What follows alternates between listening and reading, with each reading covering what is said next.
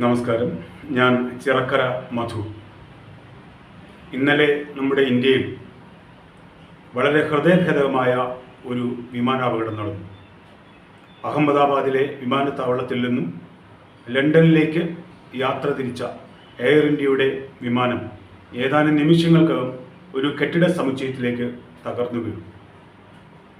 അതിലുണ്ടായിരുന്ന 240-ലധികം സഹോദരങ്ങളിൽ ഒരാളൊഴികെ ബാക്കി ആരും രക്ഷപ്പെട്ടതായി നമുക്കറിയില്ല. വിമാനാപകടത്തിൻ്റെ കാര്യങ്ങളും കാരണങ്ങളും മറ്റും വിശദമായ അന്വേഷണത്തിന് ശേഷം പുറത്തു വരാനിരിക്കുന്നതേ ഉള്ളൂ.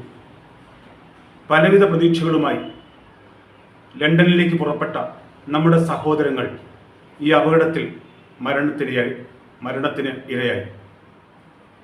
നമുക്ക് ചെയ്യാനാവുന്നത് അവരുടെ ആത്മാവിന് വേണ്ടി പ്രാർത്ഥിക്കുക എന്നത് മാത്രമാണ്. നിങ്ങളുടെ ഓരോരുത്തരുടെയും പ്രാർത്ഥനയിൽ ഈ സഹോദരങ്ങളെയും കൂടി ഉൾപ്പെടുത്തുക. അതുമാത്രമാണ് നമുക്ക് ചെയ്യാവുന്നത്. നന്ദി, നമസ്കാരം.